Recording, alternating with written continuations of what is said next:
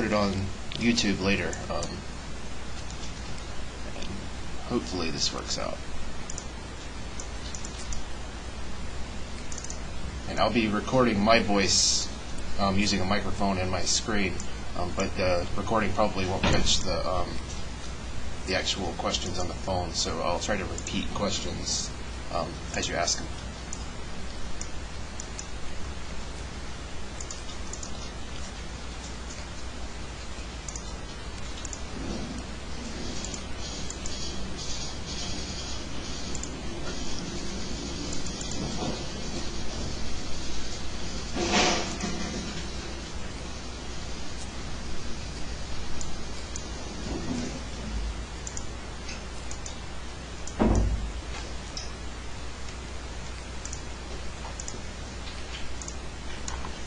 Alright, I guess we can go ahead and get started. So, at the very top, this is going to be a webinar on mostly fields analysis using SPEDAS. So essentially, all the fields load routines and the analysis you can do with those load routines. Sounds like we still have a few more calling in. So if you have any questions, feel free to, I do ask that everyone mute their phones, and if you have questions, feel free to unmute and ask, or you can email me afterwards. My email is right at the top of the script. It's egrimes@igpp.ucla.edu. And this script will actually be in the latest bleeding edge for SPEDAS under the MMS Examples Webinars folder, along with all of our previous webinar scripts. And one thing that the team asks is that before you start an analysis project, be sure to go to the data rights and rules and read these, because there are some important rules for dealing with MMS data, including contacting the PI and the lead co-Is of the instrument or the group that you're actually trying to do analysis for. Contacting them to ask about data products, or essentially let them know what you're doing. So I suggest reading through all of these and make sure you adhere to them. And I also included a link up to the top, or at the top of the page, on finding more information on fields, including the latest data products, their guides, and their release notes. And I'll go ahead and show where that is. So on this page we have contacts for each instrument, as well as the data products guides for each instrument. And these are pretty detailed, so I think pretty much everything you could possibly want to know about the instrument and the data products should be in here. But you should also contact the actual instrument teams before starting analysis projects. And I also included a link up at the top to the FEEPS Quick Look plots. These are produced using the latest data. So if you want to go browse the latest data, including the fields instruments, you just go to the last SDC, and there's a link up here, and you simply just change the plot type to fields.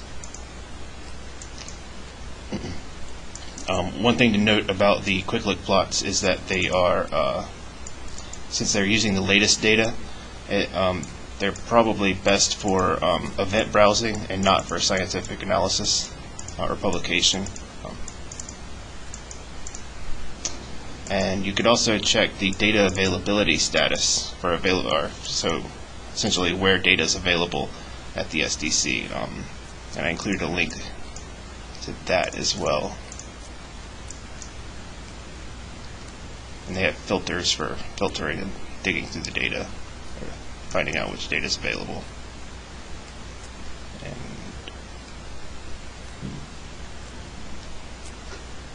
so that's pretty useful. And you can also browse, and this is something that I do all the time, you can browse the CDF files at the SDC. So these are the actual data files that the load routines go out and grab and download and then pull into SPEDAS. So at the very top level you have the probes, so probe 1 through 4, and then you have each instrument, and then the data rates and level, followed by data type. And so this is really useful for finding out where data is available, what dates, what times, quickly, just by what data rates. So for instance, we can go back to FGM and find out there's burst data L2 from 2015 to 2018, and it started in September 2015. And so I guess we can now just go ahead and jump in. For the agenda, first I'm going to go over just an introduction to the load routines and their keywords for all of the field's instruments. And then we're going to cover coordinate transformations using two different methods. One's the cotrans method, one's the Q-cotrans method, which the Q stands for quaternions. So this second one is essentially using the quaternions provided by the MMS team to do coordinate transformations. And then I'm going to introduce the MVA routines, minimum variance analysis routines, and then currilometer calculations using our currilometer routines, and then wave polarization calculations, dynamic power spectra. I'm going to show pointing flux, and then we're going to load fields data into the GUI.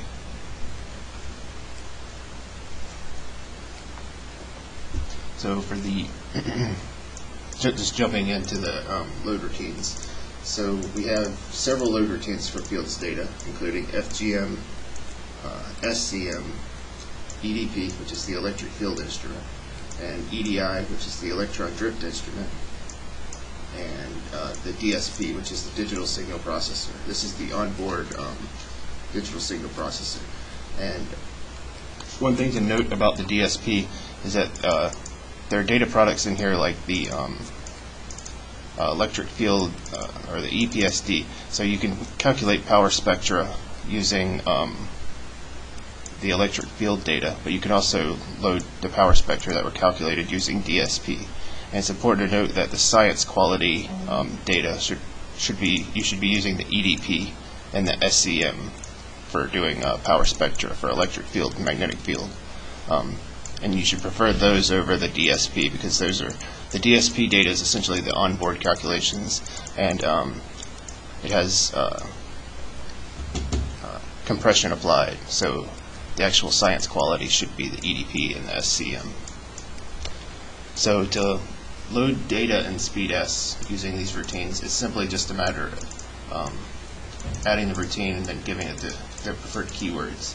And one thing that we try to do is have standard keywords across all the load routines. So for instance, I'm going to go ahead and start the script. And the first thing it's going to do is load FGM data for a T range of just one day on October 16th, 2015. And you can see it loaded the data for probe 4, the specified probe 4. And probe actually accepts an array of integers, so you could say 1, 2, and 4 to load the data from 1, 2, and 4. We also have a keyword for returning the file names, and that's just CDF file names. And so in this case, we just print out the file names. You can see that it loaded MMS4 FGM survey L2 on the 16th of October. And sometimes, instead of getting the full file name, you just want the version of the CDF file. So there's a keyword for that as well. It's called versions. And so we can just print the FGM versions, which returns, it's actually an array of integers. So the 1 means one file, and then it has 3 components, which is the major, so it's essentially the first, second, and third, which we call the XYZ, so X, Y, and Z. So you can't just say the first file, and the major version is just 0, 0, and it should be 4. And And this is going to be useful later. I'm going to show how to add that to plots pretty quickly and easily. So when I plotted the FGM B vector data, you can see that it adds a timestamp in the bottom right. One thing I wanted to point out is that you can easily turn that timestamp off with a keyword or with a call to the routine timestamp and off. So we're going to go ahead and turn the timestamp off. And then if you call tplot with just an empty call and don't specify any of the don't specify a tplot variable to plot or a number to plot, it'll just replot the previous figure after updating essentially the metadata. So now you can see that the timestamp is missing from the bottom right. And of course you can turn it back on by just calling timestamp on with the on keyword. Another thing that's pretty useful is using the options routine or procedure to change plot options for a specific variable. In the next example, I'm going to show how to essentially change the character size to 1.5 for a single tplot variable, which is the one we have plotted. And then, of course, I called an empty call to tplot again just to replot the window with the updated character size. And next, we're going to go ahead and load some data from the SCM instrument, the search coil mag. And again, we use the same keywords just to load the same data from the same date, same probe. And again, we're going to tell it to return the SCM file names and the SCM versions. And so in this example, I actually added the, I told it to add the SCM data, the tplot variable with the SCM data to the current plot. And I used the add keyword to tplot to actually do that. So if you didn't include the add, it would simply just plot the SCM data. But since I included the add, it actually just added it to the top plot. And you can see also that the bottom plot with the FGM data has 1.5, still has that 1.5 character size set, while the top plot has the standard 1 character size. So if you want to change, and the reason for this is because we used options on the FGM variable. So if you want to do this in general to change plot options like character size for all variables, you use tplot underscore options. So for the next example, I'm going to go ahead and change it for all variables, the character size to 1.5, and replot. You can see it updated the character size to 1.5 for everything. And so it should be, it should keep that throughout the rest of the presentation. And again, we can load the EDP data, the electric field data, just using MMS load EDP. And actually, I want to print out the SCM file names just to show that we have those as well. Just loaded the data from one file with 2.2.2, and you can show the versions as well. Should be 2.2.2. And so we'll go ahead and load some electric field data, again with the same keywords. And you notice this time when we added the electric field data to the top, it actually used the character size of 1.5, since we set that for the entire session. And see, we can go ahead and print out the EDP file names and show the files. So that's just one file, 2.1.0, and we have EDP versions, just 210. And you can also load the electron, the data from the electron drift instrument, using again all the same keywords. And in this case, I plotted the electron drift velocity at the top, and I just added that to the top. I also added the E field data from the electron drift instrument. So the add keyword also allows you to add or specify an array to add to the top of the current plot. So in this case, we added two variables at once. And you can also, of course, we have the MMS load DSP, as I mentioned earlier, the digital signal processor. And this allows you to load data such as the EPSD data. And again, we have CDF file names. It returns the file names and the versions. So with that, we have our DSP file. And so I've been working with these tplot variables, but I haven't shown how to actually get them. To list the tplot variables that you have loaded at any time, you just do tplot_names, and that'll list both the names and the numbers. And you can reference tplot variables via the names or the numbers. So for instance, if you wanted to plot or add B total and GSM coordinates, which is number 17, you could say tplot 17 add, and it should add the B total to the top.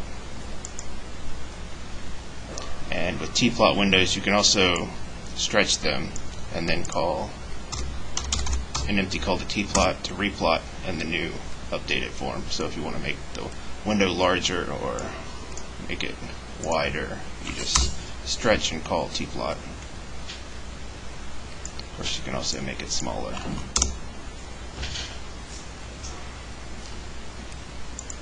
Oh, so I'm grabbing the lower right-hand corner of the plot window, and I'm just clicking and dragging to make it larger.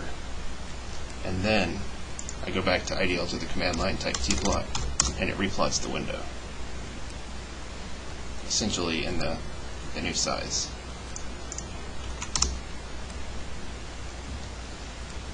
And so to work with tplot variables, one of the more important things is to actually extract the data from the variable so that you can work with it in standard IDL data structures. And to do that, you call get_data. So in this case, we're going to use get_data to extract the EPDSD data from the DSP. And there are three main keywords that you want to use here. Number one is data, which returns the data. Number two is the delimits, which is the default metadata. And then limits are L.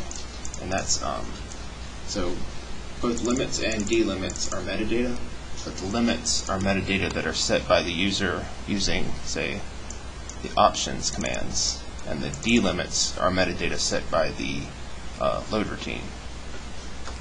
So for instance, we can extract the metadata, the data, the metadata, and the default metadata. Let's say this is the data. So the X component is time, and this is pretty standard for SPEDAS, that we use a structure with X time, Y being the dependent variable, and then V being, say, this is actually a spectra, which we can see by looking at the metadata, DL, and see the metadata says spec1. All spectra in SPEDAS are going to have that. That essentially tells the plot that it's a spectra, and plot it as a spectra. And then you have dV, which are going to be the frequencies. So this is the y-axis values. And actually, I haven't printed it, but I also have it in the script to print the frequencies. And we can go ahead and call help on the metadata. And another thing to note is that we store the metadata from the CDF under dl.cdf. So you could say help dl.cdf, and it gives you the global attributes to the file name that was loaded, as well as the global attributes. So you have cdf.gat, which gives you all sorts of this is just information extracted from the CDF file. And that's, we also have VAT for the variable attributes, and that tells you just a bunch of data about the CDF file. So if you're curious as to how to extract the metadata from the CDF file, you just use the load routine, load the data, then grab the delimits and look at the CDF substructure of the delimits. And of course, the other way to if you want to go back from IDL structures into a tplot variable, instead of using get data, you use store data. So store data is like the opposite of get data. And just like get data, it has data and delimits and limits. And so we can actually resave this data simply by calling store data. And then we could also plot our new variable at the top. And this is just going to plot the exact same variable. So, and it actually created a new variable with a new name, same data, and just added that to the top. And so there's a bunch of other useful keywords to the load routines.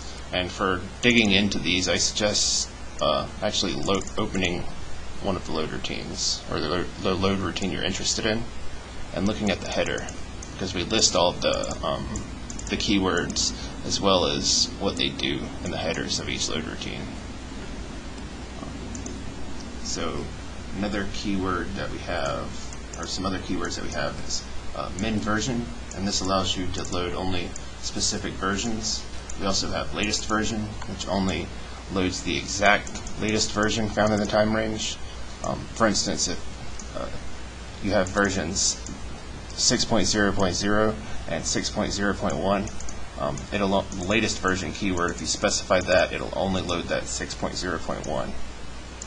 There's also a keyword for major version, which tells the load routine to only load the latest major version.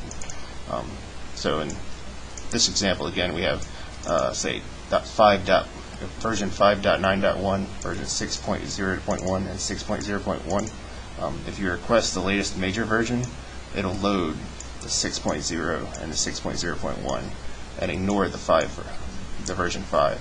And this is useful because that major version tends to be changed whenever there's a change to the software. So if there's ever older files at the SDC that you want to avoid downloading, you can specify the major version, and it'll grab only the latest major version that it finds. And I mentioned earlier that we had the versions keyword, which returns the actual versions as numbers. These are actually integers, and we can go ahead and print out the versions for that first file I mentioned earlier. It's 4.18.0. And we have a routine called MMS add CDF versions, and this will allow you to add those version numbers to the plot. And the first argument is the name of the instrument. The second argument is the variable that was returned by the load routine, so FGM versions for FGM. And then there are other keywords for where to put it on the plot, like right align. If there's a, you can put it on the top. You can think it defaults to the bottom left, but you can put it on the top or the right. And you can also specify the character size. So with this, we're going to go ahead and actually let's make this window just a little bit larger, and plot.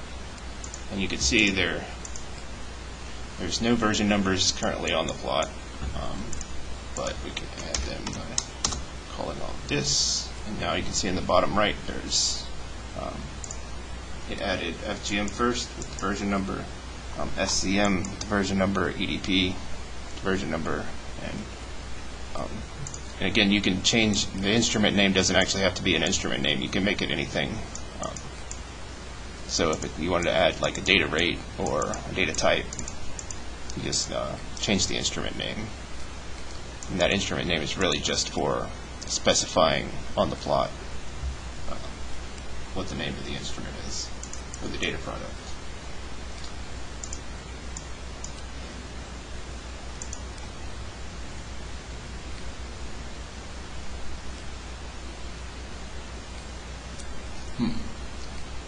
So it should work. If it's not, can you send me an email with the script that you're trying? Because I can look into it. Yeah, it should work. Strange. I guess it's possible that it doesn't work on certain operating systems, so I'll have to dig into that and figure out why after the webinar, probably. Oh yeah, and to save a figure, we have these make routines. I tend to use make ping, so we can just save a ping file, PNG. But we also have make GIF, make JPEG, so you can make any kind of figure you want from the tplot window. And by default, the make ping stores the files in your IDEO working directory. So I should have some fields data. I just saved that window, so you can see in the bottom right we have the instrument names and the data types, or the instrument names and the versions were actually stored as well. So I also mentioned we could say make GIF. Let's say GIF fields. And should have also wrote a GIF file.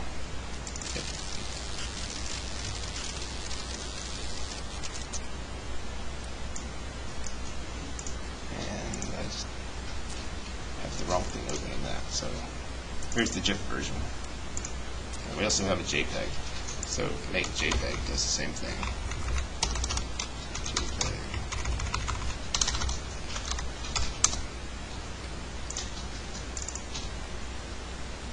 But I think pings are the highest quality that we have. Other than PostScript. For PostScript, we have a routine called tprint. So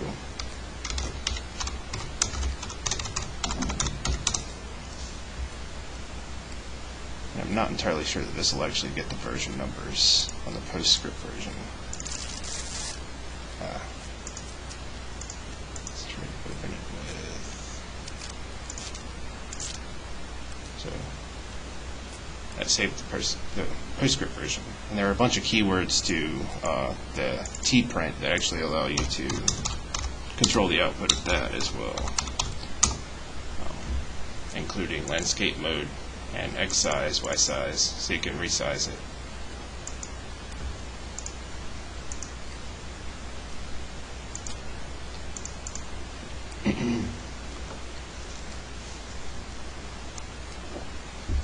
So I guess we could go ahead and move into the coordinate transformations.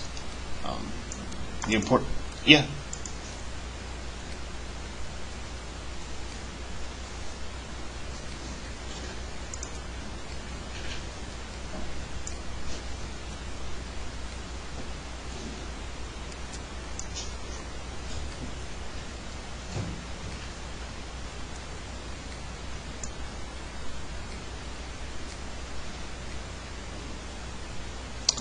Yeah, so all the load routines actually have a keyword called no update.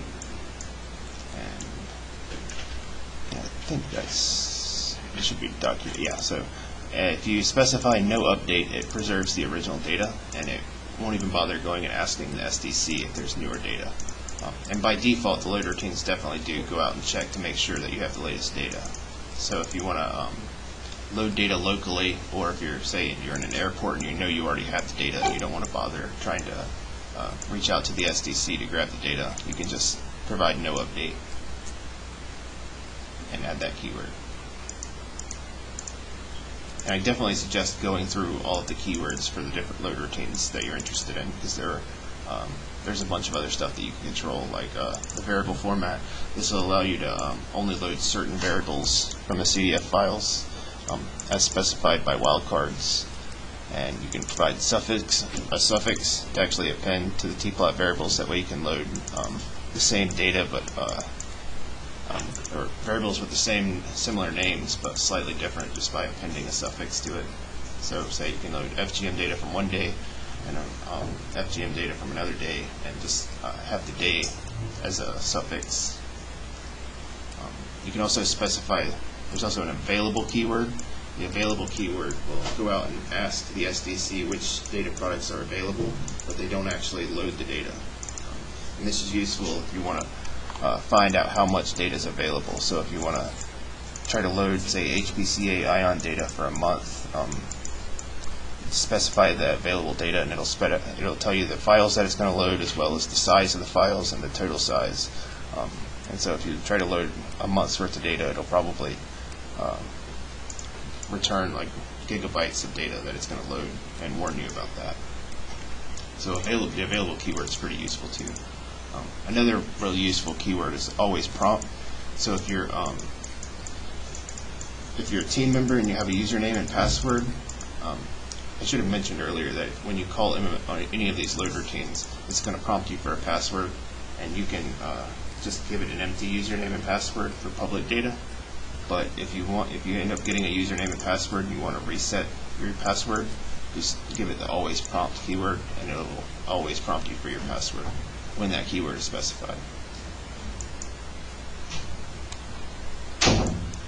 And did I answer your question, Vic?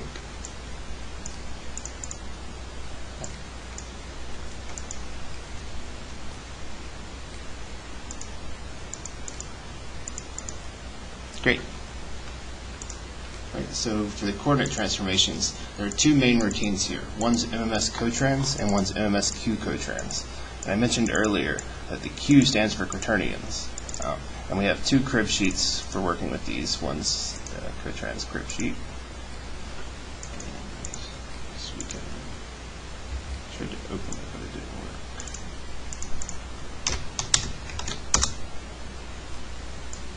So this shows some examples of using cotrans, and then Q cotrans. So after the webinar, I suggest going through some of these crib sheets as well,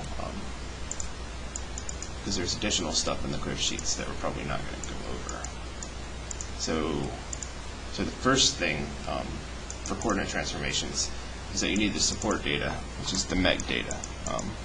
So for the regular cotrans, we need the right ascension declination data from the MEG data, and for the quaternion data transformations, we need the quaternions. So either way, we still have to load that MEG data. And for those of you who don't know, MEG stands for MMS ephemeris and coordinates. It's essentially the ephemeris and attitudes data. So we can go ahead and load that. And again, this load routine accepts all those standard keywords, so you can specify only specific versions, or you can have it return the versions. And print that. Should be 2.0.0. And you can also return file names, all that good stuff. So you can see that we loaded a bunch of more ephemeris and coordinates data. So that's the MEC. And to get a coordinate system out of a tplot variable, we have a routine called, or a function called cotrans get coord. And so you just call cotrans get coord on the tplot variable you want, and it'll print out the coordinate system. And this is the coordinate system that's stored in the metadata. So whenever you do a cotrans, internally it's going to track the actual coordinate system that it's currently in, so that it knows how to do the transformation. And it does this using this cotrans get coord. So in the next example, we're going to use MMS cotrans, which uses the right ascension declination data to transform FGM data that we loaded earlier, SCM data that we loaded earlier, and E-field data that we loaded earlier. And we are going to specify the output coordinates as SM, and in this case we're passing the GSE data. Again, print this out. So print cotrans get coord, and this should be GSE. Yep. And we could call the same thing on all of these, and they would all just say GSE. So we're going to have to tell it to transform to SM coordinates and give it a suffix of SM. And then call it tplot to actually plot the new vectors in SM coordinates.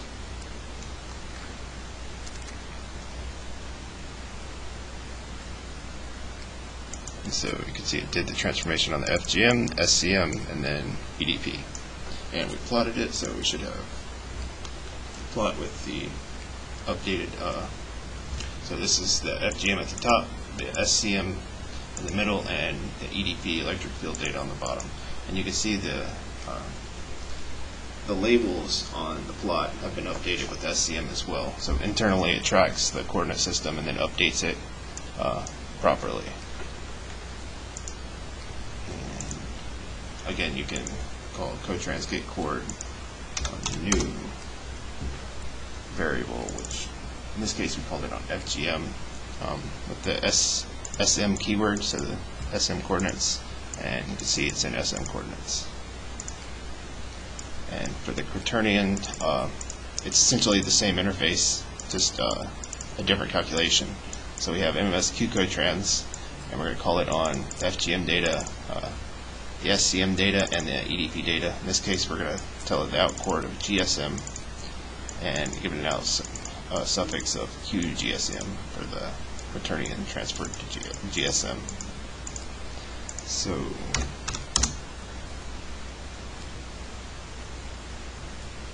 quaternions. So that the regular MMS cotrans uses the right ascension and declination from the MEC files, and the Q version uses the quaternions from the MEC files. Yeah.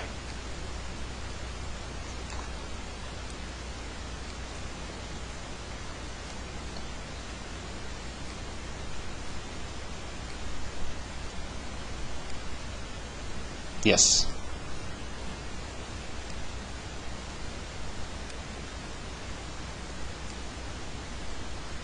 Yeah, this is really just an example. Of course, there are other coordinate transformations that you can do that do require the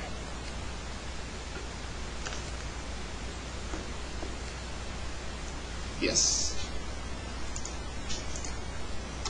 So for the quaternions, it should be able to do any that are actually have the quaternions. So in this example, we can show the quaternions available are, I misspelled that, it's just in. So it can go to BCS, DBCS, DMPA, SMPA, DSL, DSM.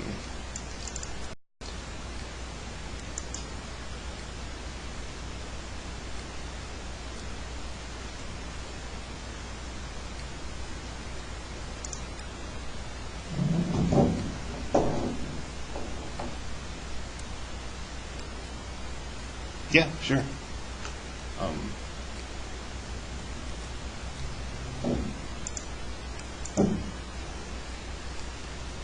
Yeah. Yeah, so the way to get around that would be tplot options and set the X margin, I believe. And I think you have to set the right side and then the left side, and then call tplot, and you can see that it moved it over. So that's essentially how to solve that problem. And calling it on tplot options, again, this actually tells it to do it for all the tplot variables. I think you can do the same thing with just options. And in fact, one very useful thing to do is to go to plot and the plot procedure, and I'm fairly certain that any of these settings, these graphic settings, can be set using the options and the tplot options. I'm not entirely sure, so if you have trouble doing this, let me know, but I'm fairly certain that you can set things like XY, the XY range, the ticks, the margins, the grid style, character size. All these options should be available via tplot options and options.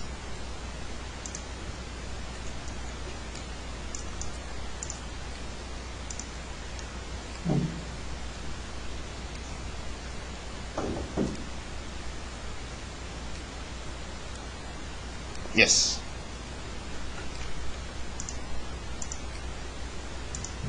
Yeah. Alright, and in this last example, I again called MMS or cotrans get coord on the new updated QGSM variable, and to print out the to grab the coordinate system, which is now GSM. And you can tell in the plot also that it updated the labels again to GSM after we did the coordinate transformation. So next, going into the minimum variance analysis coordinates, we have this routine called min-var matrix make that operates on tplot variables. And I should mention that we have a crib sheet that has more examples than this. This is like the simple example from the crib sheet, but I definitely suggest looking in here for the different options. So, because you can generate it. So,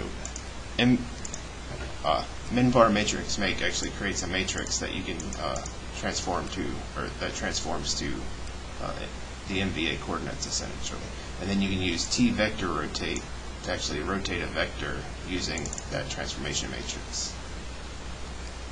So in this example, we call min-var matrix make on a GSC V-field vector, and we call the matrix that it makes MVA mat day, and give it a t-start and a t-stop for the time range.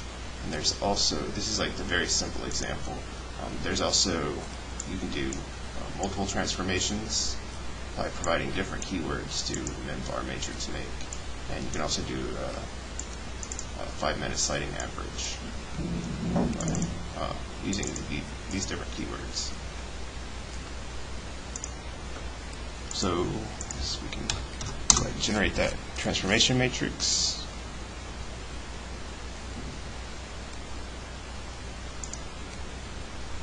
Right, missing a stop. So we should go ahead and generate this transformation matrix.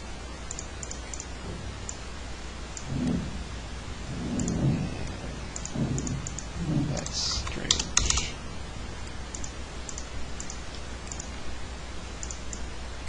Let's see if it created a tplot variable.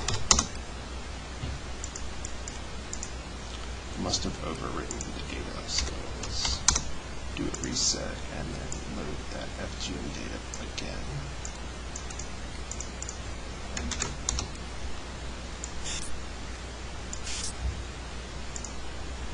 So it didn't stop when it was supposed to, so it actually went back and reloaded some data in the next example, which is the kilometers.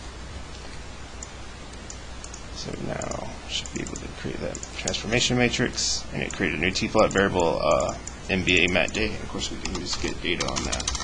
Actually, we should list the variables, tplot names, and you can use get data on variable number 58. It should be. Just tell it to return the data in D. It should be a 3x3 matrix. Yeah, so one time, and we have a 3x3 matrix. And then again, if you call t-vector rotate, telling it to use this matrix to transform this vector, and it should give you a new vector called MVA data day.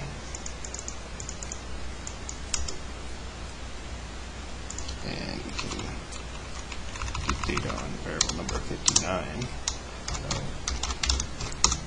You can see it's now, again, a vector that's been transformed to MVA coordinates. And another useful option is to set the labels manually using options. So in this case, we're going to call options on our new tplot variable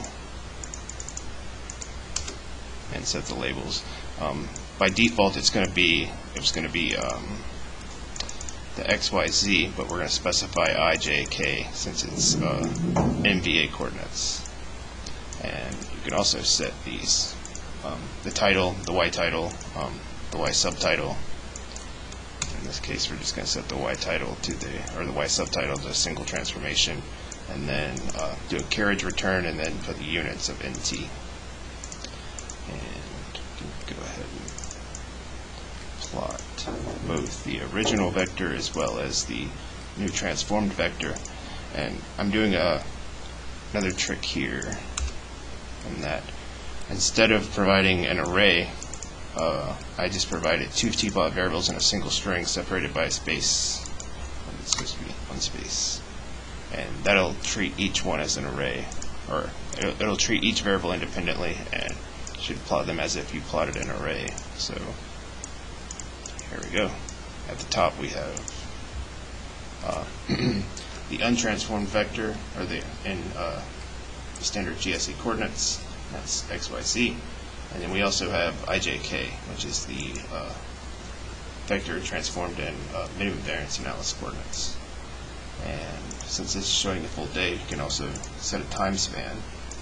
You just call it time span and tell it to plot 1 hour starting at 1300. And you can see set the time span internally. We can create a plot. Again, this time it's only showing from 13 to 1400. And again, the standard GSE coordinates is on top, and the MVA the data transformed to MVA using a single transformation is on the bottom.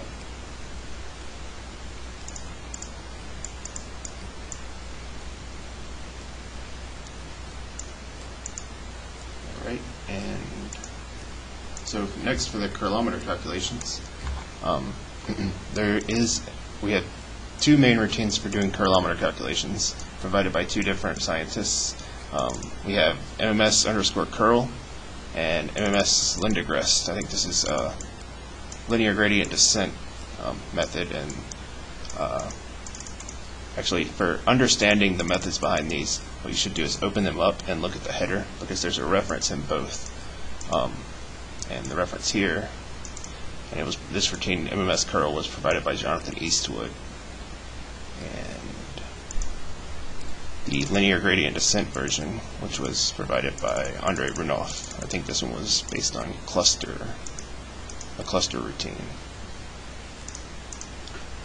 And so each of these were provided by different scientists on different continents, and they provide essentially similar methods of doing these calculations, but they also tend to present, they create different tplot variables with different information. So one might produce a tplot variable that's more interesting for your study than the other. So I suggest looking at the references and finding out which one you actually want to use. So in this example, we're just going to show how to do both. Use both. So first step is to load FGM data, and in this case I specified probes as being an array of 4 integers, 1 through 4. So it's every spacecraft, and in this case I only loaded 10 minutes of data, 13 to 1310, and I specified a data rate of burst, so it's burst mode data, very fast, and I also told it to load the ephemeris data from the FGM files. And they added these ephemeris data to the FGM files so that you can use them in curlometer calculations. So you don't actually have to. So you can load all the data for a curlometer required for a curlometer calculation simply using MMS load FGM, and you don't have to bother loading the ephemeris data from the MET files. And one thing that we haven't talked about yet is this time clip keyword. By default, the load routines will look for all the data that they can inside this time range, and if there's data in the CDF files that exists both inside this time range and outside this time range, it'll just dump all of that data into a tplot variable. So by default, it doesn't time clip down to your requested time range, but providing the time clip keyword will time clip the data. And the reason we don't time clip the data by default is because it can take extra time, upwards of essentially double the amount of time to load the data if you're not careful, because time clipping the data down to the requested time range can take some time as well. So let's go ahead and list all the variables that we loaded. And you can see we have both B data loaded and R data loaded, just the position data for each spacecraft. 1 through 4. And so to use MMS curl, it's just a matter of providing the time range, giving it the fields vectors using the fields keywords, and the position vectors using the positions keyword. And I specified a suffix here so that we can keep track of which calculations were done by which. So you say curl, and it created a whole bunch of different variables. We'll go ahead and plot those. And since we're only looking at, right now the time span's a full hour, but we only have 10 minutes of data loaded, we can use t-limit to zoom into the region of interest. And there's two different ways of using t-limit. Number one, you could just call an empty t-limit and tell it to zoom in. And this allows you to select the parts that you want to zoom into the plot. Say we can zoom into a very small time. Another option is to give it an array with the times that you want it to zoom into, and instead of being interactive, it'll just zoom into that time. So in this case, I told it to zoom into 8 minutes, the 8 minutes following 13:02. And you can see it started 13:02, now it's all the way, that's the full 8 minutes. And again, you can set the tplot options, margin, the X margin, say 2015, replot. So now that we have the Y titles on each one, and the other loader, or the other curlometer routine, the linear gradient descent version, has very similar. You don't have to tell it the time range, though. You just give it the fields, position vectors, and then a suffix, so we can differentiate it from the ones that were calculated with MMS curl. And went ahead and did the calculations. And so what we're going to do next is go ahead and just plot the current calculations from the curlometer, since that's really the interesting one. And we plotted it for both. The top one is MMS curl, and the bottom one was the calculation calculated using the linear gradient descent. And there are going to be little differences since these were written by different people in different groups. So, like for instance, the top one, the one that's calculated with MMS curl, is in amperes per meter squared, and the one on the bottom is in nanoamperes per meter squared. So they're off by a factor of 9, or 10 to the 9. And so this allows us for a pretty good opportunity to show how to convert those using our routine calc, which allows you to do quick calculations on tplot variables without actually extracting the data from a tplot variable. So we call these calc scripts, and essentially you just say, I should note that there's, say, what we're doing here is calc, and then we give it a script, and to specify a tplot variable in a calc script, you give it double quotes. So we're going to get the tplot variable jtotal underscore MMS curl, and we're going to tell it to multiply that same variable by a factor of 10 to the 9. And this should put them on the same scale, since it's nanoamperes per meter squared and amperes per meter squared. So should be able to just call tplot. And so now you can notice that the y-axis is actually on the same scale, or yeah, same scale, since we essentially did the coordinate transformation. But when you use calc like this, one thing to note is that it's not going to update the metadata. So it still has the incorrect metadata for the Y title here. And of course we can change that by going to simply saying options and give it that tplot variable with the, actually I think it's the linear gradient descent version.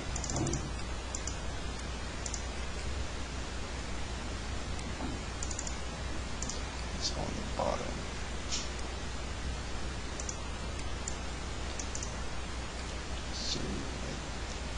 these should be, or both should be nanomap. So that one and Y subtitle. So say NA meters squared tplot. And you see it added the units as a subtitle. So now they're both in the same units of nanoamperes per meter squared, and you can see they have the same scale on the y-axis.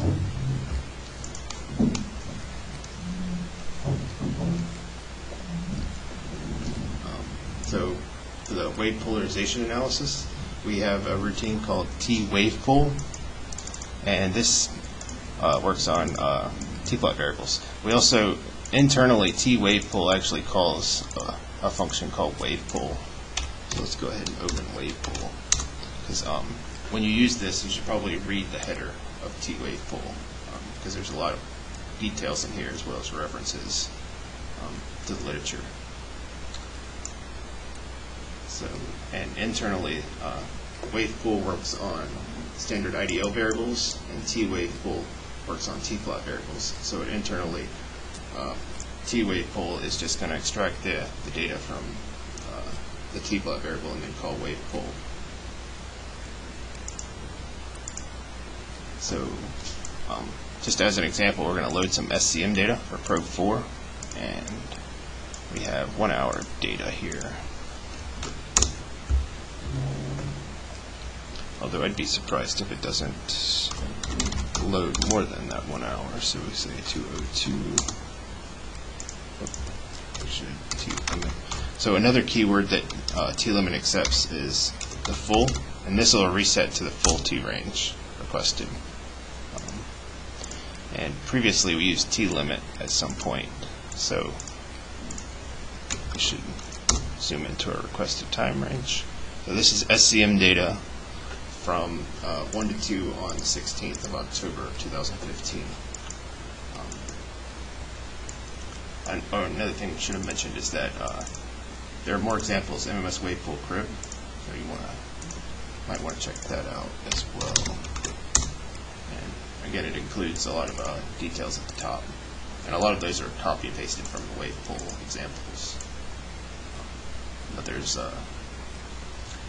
so the crib sheet also includes an example of doing the calculations at field-aligned coordinates. In this example, we're not actually going to do the field-aligned coordinates, but it's in that crib sheet if you want to dig into that. So to actually do the wave polarization calculations, you just call t-wavepol on the tplot variable, give it the number of FFTs. And all this should be explained in the wavepol crib sheet. As well as it has the default values for the different data rates. I think you have to use different versions or different numbers for the different data rates. Right, and it finished the calculations. You can see it created new variables with different suffixes. One is power spec with the power spectra, the degree of polarization, the wave angle, and all of these data products are explained again within the header of the crib sheet and of the load routine, or the routine that actually does the calculations wavepol.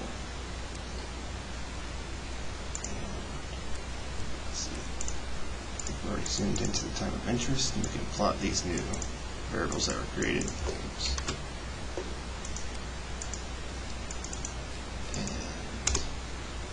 So when it did this calculation, it produced these variables, but it doesn't put them on the scale. It puts them on linear scales. So both in the Z and the color bar is on a linear scale, and the y-axis is on a linear scale. So we have these routines in SPEDAS called ylim and zlim, and these will allow you to set both the y-axis scale and the z-axis scale, and it allows you to set both the range as well as whether or not it's logarithmic. So for the y-limit example, we're going to change the y-limits to 0.4 and 16, and we're also going to set the 1 here. It's either a 0 or a 1, 0 means linear scale, 1 means log scale. So we're just going to give it the array of tplot variables, the new scale, and the log. And then if we say plot, you can notice now that the y-axis is on a log scale, and it's also exactly the range that we requested, which is 16. You can also see limits.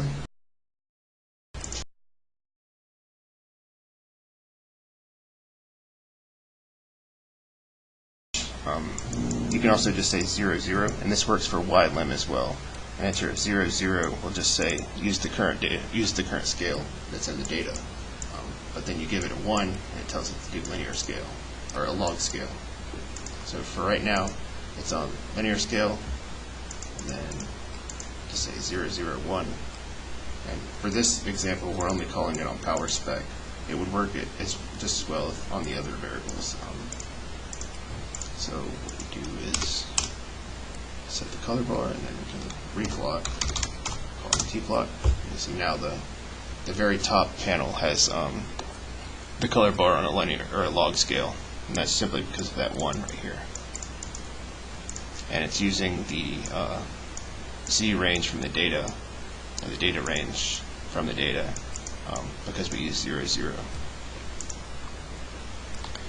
And in the next example, we essentially give the exact same call on the other variables to do repolarization, the wave angle, and instead of giving it a 1 for changing it to log scale, we're going to have linear scale. Just tell it to leave it at linear scale. And tplot replots everything. And a new so something that I recently learned is that options also allows you to set the color table specifically on tplot variables. So you can specify a different color table for every different tplot variable you have. And it's just a color table, and you provide it an index. And so in this example, we're going to change the color table for each independent variable, and then replot it, and you can see each one has a different color table now.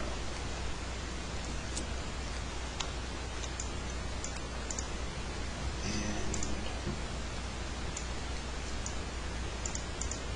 so we also have a dynamic power spectra routine.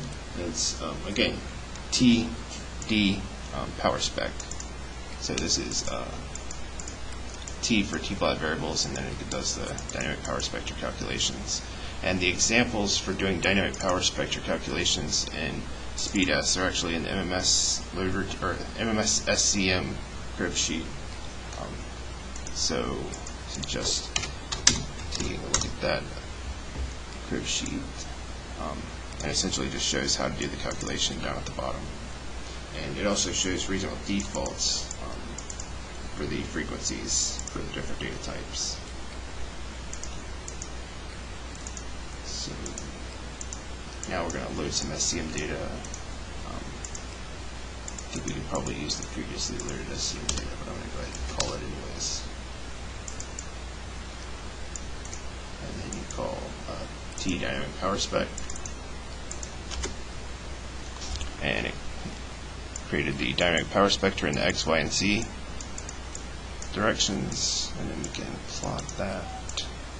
And we should have our old color scale back, since we previously we set the color scales or the color bars on these variables independently. Since these new variables are going to be, they should use this, since these new variables are different, they're going to use the standard color bar.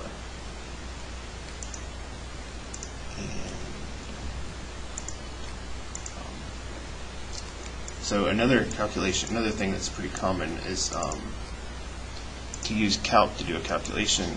Say in this example, we're going to use the B field data to calculate the ion cyclotron frequency, and then try to add it to the plots. So we're going to use calc and tell it to calculate a new tplot variable. You can see it's in double quotes, and it's essentially just multiplying the B field, the total B field, by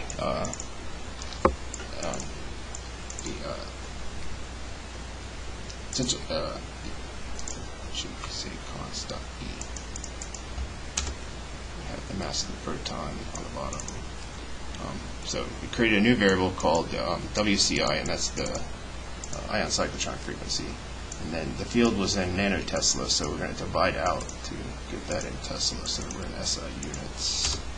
So I just divided that by 10 to the 9, and then convert it to an actual frequency by dividing by 2 pi.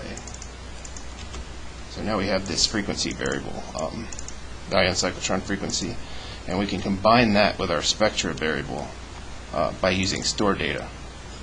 And so another option, instead of providing the data as a structure with X, Y, and Z tags, you can also provide just an array of tplot variables or a string of tplot variables separated by spaces, and that'll create another tplot variable that combines the two. We call them a multi-var or a pseudo-var. So you can see we have multi-tplot variables created, and then we can go ahead and, again, we need to set the metadata. So set the Y limits, the Y range, and tell it to scale on a log scale. And should remove the labels, because in this case we actually, since we did a calculation up here with the B field total, it would take the label from that, and we don't want to take the label from that because it would be wrong, because it's ion cyclotron frequency and not the B2 field. So I cleared the labels in the Y subtitle. I think the Y subtitle is where the units are usually. And you can see the problem on here. We actually have doubled up units. Really, this is supposed to be hertz and not nanotesla. But in the updated plot, should have the ion cyclotron frequency as a line.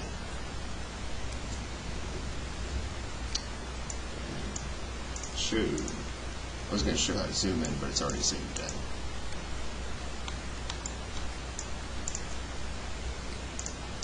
in. And if I hadn't cleared the labels here, it would have an incorrect label, essentially calling that line a B field, but that's why we removed the label there.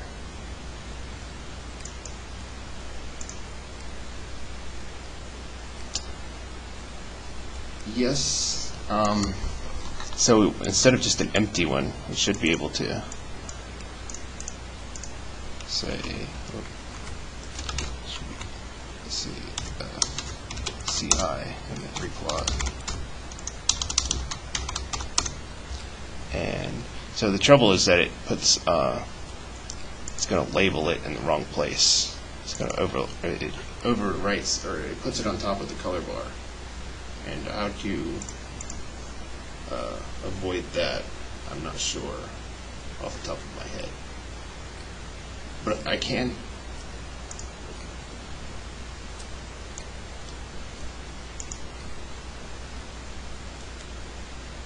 Yeah, I think so. Okay. And I'm going to take a note to actually update this script to include an example of getting that label correct. Being able to label that line is pretty important. Right. So moving on to the pointing flux calculations. This is essentially, there is a crib sheet for this, and like our wave polarization crib sheet and our SCM crib sheet, this is super elaborate, and it was provided by both this and the SCM crib sheet and the wave polarization crib sheet were provided by Olivier Loncatel from the SCM team. And these are very, very detailed.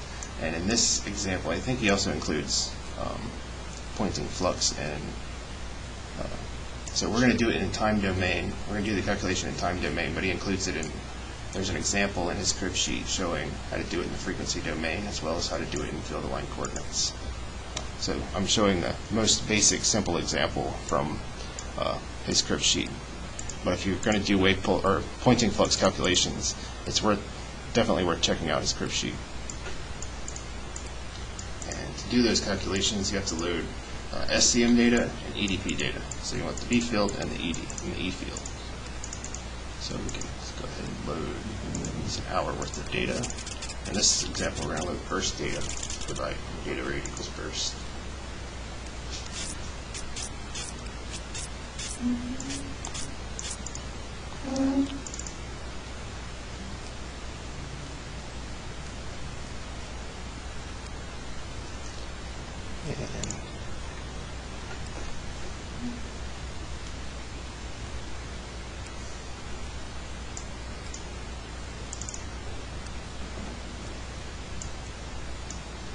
So a comma wouldn't work.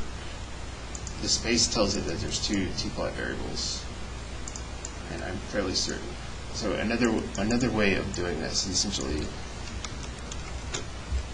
you could say an array.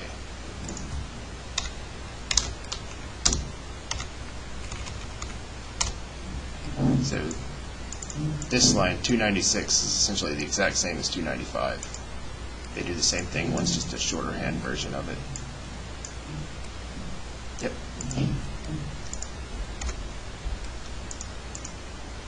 And so now we have SCM data and EDP data loaded.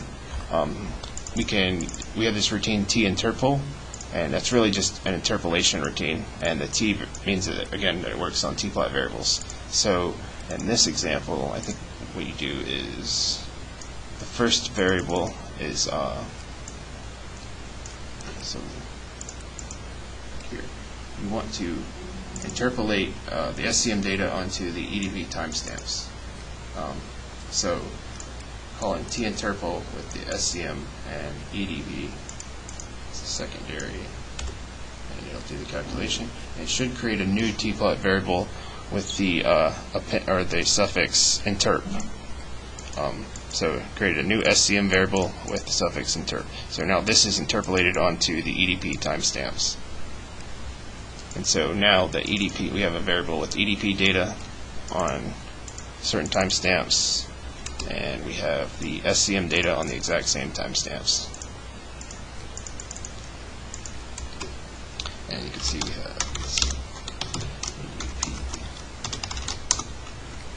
we have around 7 million times, and it should be the exact same for SCM.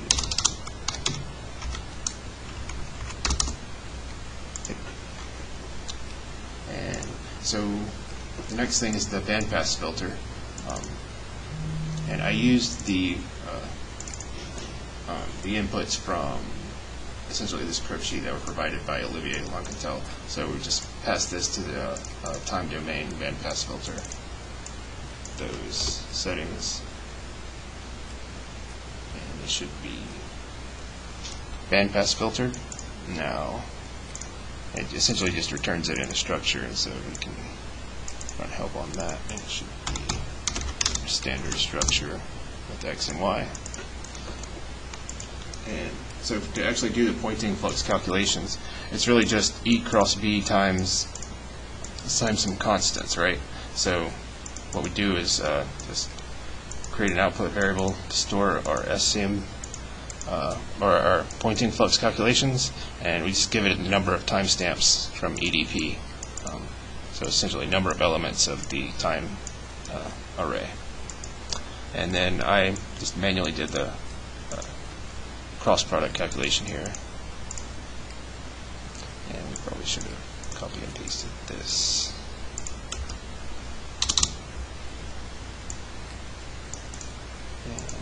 This should do the pointing flux calculations, did the cross product, and then you want to correct the units by multiplying by a constant, and divide by mu naught, and then, so now we have the pointing flux stored in an ideal variable called S, and you can store it in a tplot variable using store data, and give it the name of pointing flux, and so provide the X values from the EDP, and Y values are just S. And created a variable. Then we can update the tplot metadata using options. So set the Y title as S, set the units in the subtitle, give the colors standard 246, and labels SX, XY, SZ, and that lab flag -1. So let's go ahead and reset the full T limits, the full time range, and we want to plot our pointing flux. So we have, and now we're at pointing flux. It's calculated. So do the bandpass filtering, do the calculation, multiply by the constants to get the units right, and then store it in a variable, and then you can plot that variable. And then, of course, you can work with that variable, that data, just like any other tplot variable. And again, the crib sheet, pointing flux crib, has a bunch of other examples, including field line coordinates and doing the transformation or doing the calculations in frequency domain rather than time domain. So, and oh yeah, the lab flag. So lab flag tells you how to, or tells tplot how to order the labels. So if you don't tell it the lab flag, I think it uses an option or a default maybe of 0. So let's try to reset it to 0 tplot. And so in this case, there are no labels. So we can 1 tells it to evenly space them, and X is on the bottom in this case. And if you use lab flag -1, it should flip the X to the top. We usually have X, Y, and Z. So -1 tplot. So we have X on top. So we usually use a lab flag of -1. So if you create a tplot variable and the labels are over, or if they're missing, or if they've overridden each other, I think by default they try to line up exactly with the lines. And in this case, they would all be right here, overlapping each other without specifying a lab flag of -1.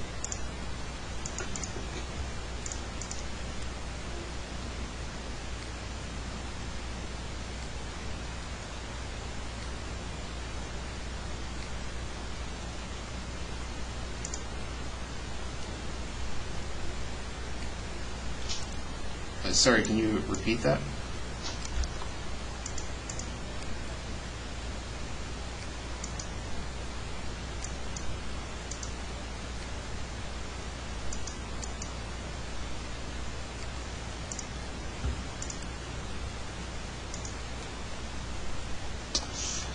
That is a good question. I'm fairly certain you can, but it's not obvious off the top of my head how to do that.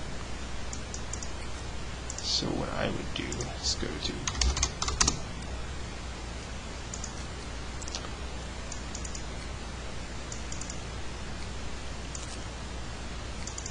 so I think there's a way in here, line style maybe. So let's try. So you might have to set multiple tplot variables. Say you might have to say split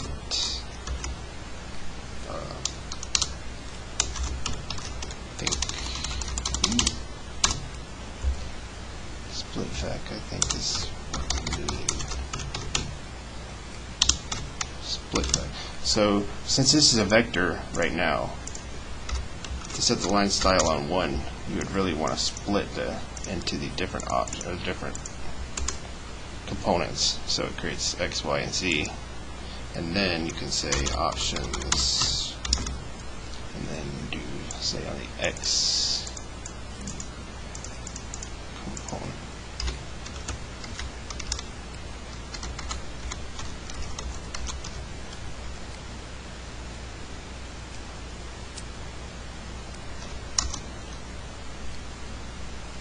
Yeah, well, so the trick is to, I think, set the line styles like this and then join them back together independently. Let's see. Let's make sure that actually works. Independently with just X. Should be tplot. And yeah, so now use the line style of 4 there. So we should be able to see that and see that it's definitely not a straight line. So then the opposite of split vec is join vec.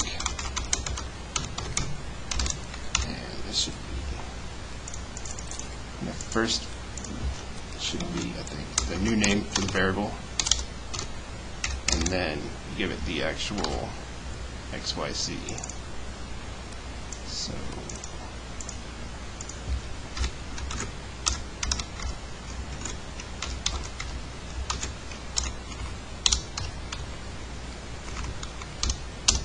I think this will work.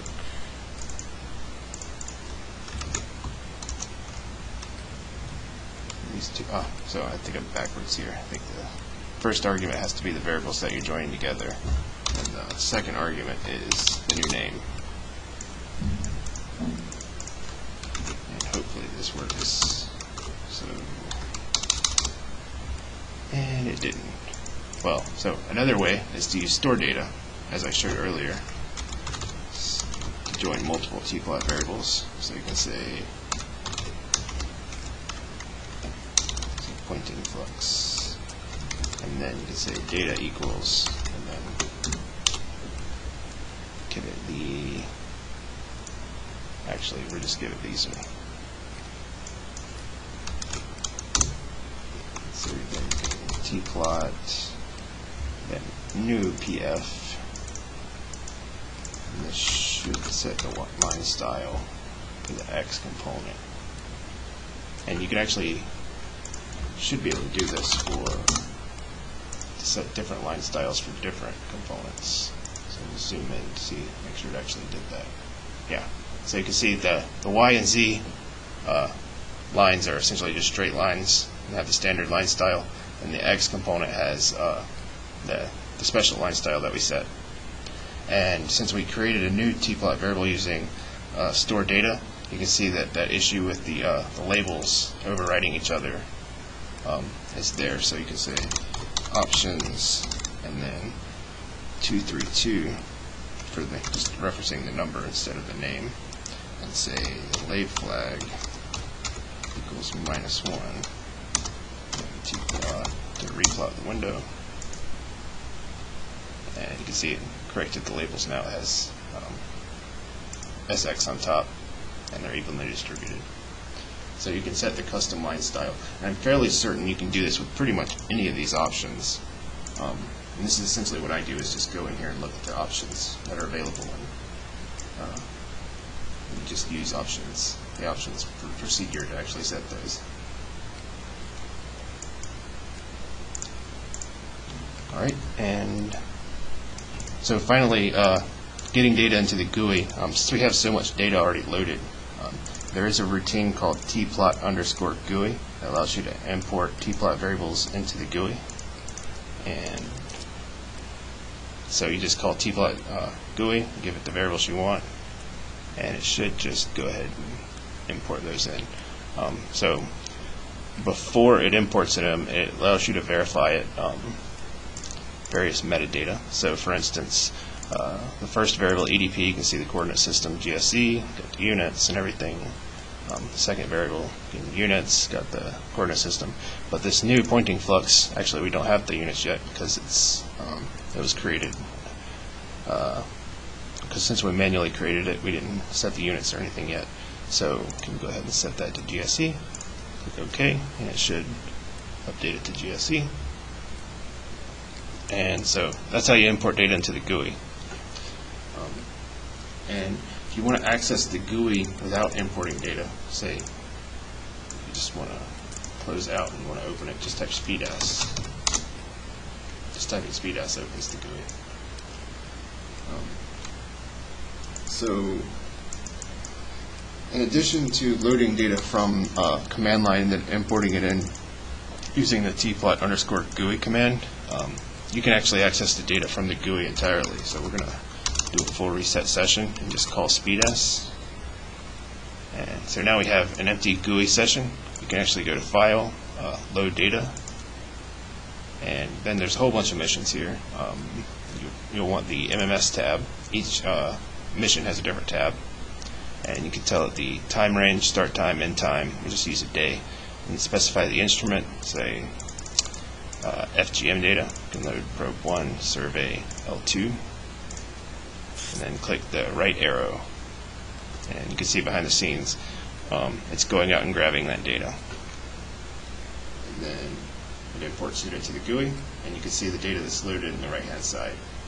And with this tree of data, you can actually right-click on these, and it tells you various information on the data products.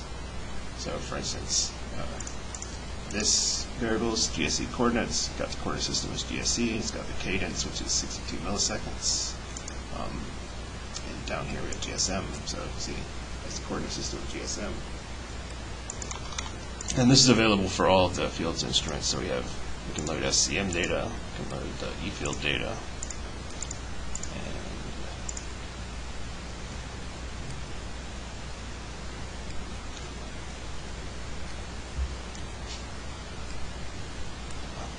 trying to load some data that I didn't have stored. And there's a keyword in the bottom left, download from SPDF. Typically all the load routines load the data from the default to loading the data from the SDC.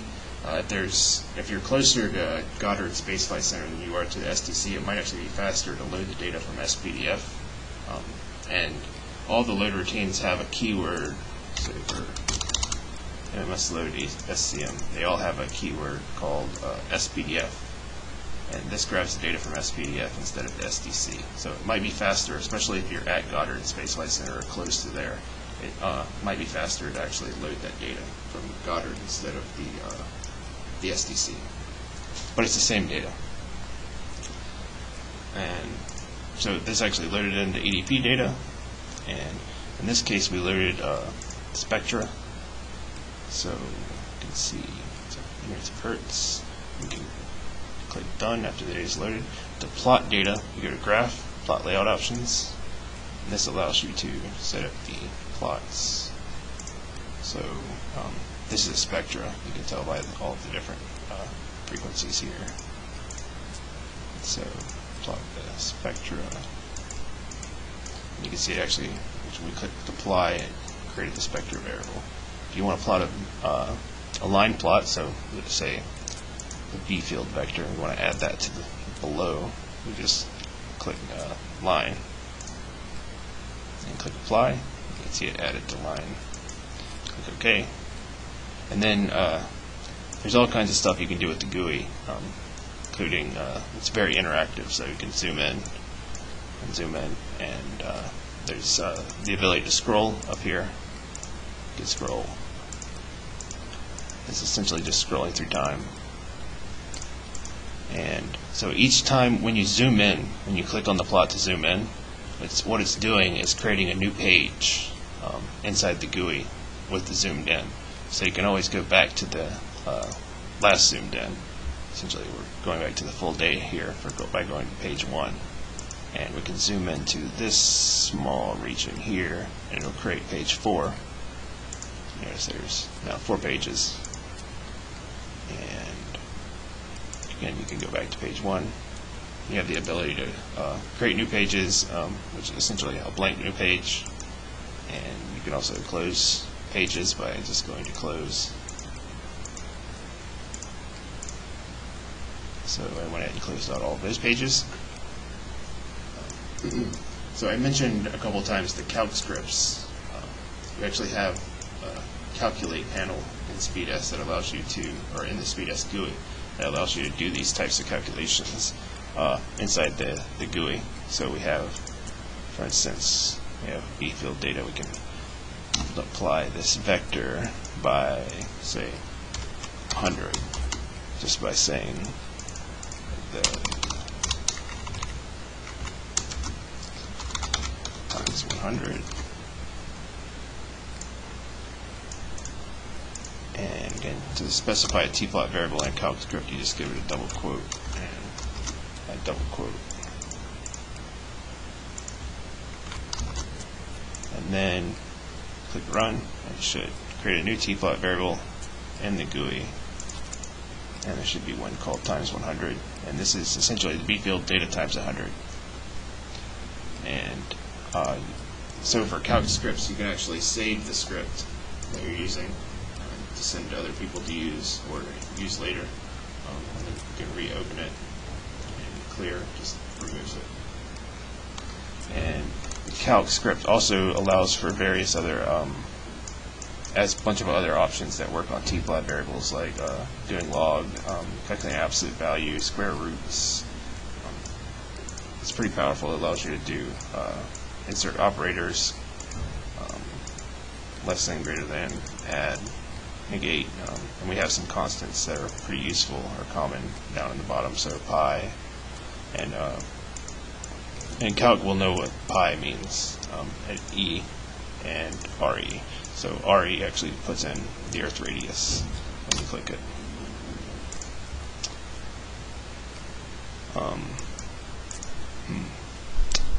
So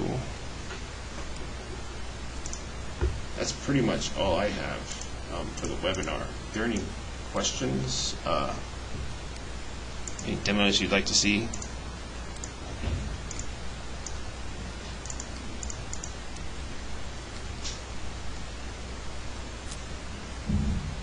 If not, I'm going to, I guess, call it there. And I should note that this script that we went over is going to be in, it's actually already in the bleeding edge zip for SPEDAS under the MMS examples folder and webinars. And it's MMS_fields webinar, and it has the date appended to the end, so 14 February 2018. If you have any questions or comments or need help with anything, please don't hesitate to email me. Let me know. Happy to help however I can. So thanks for calling in. Yeah. Thanks for joining.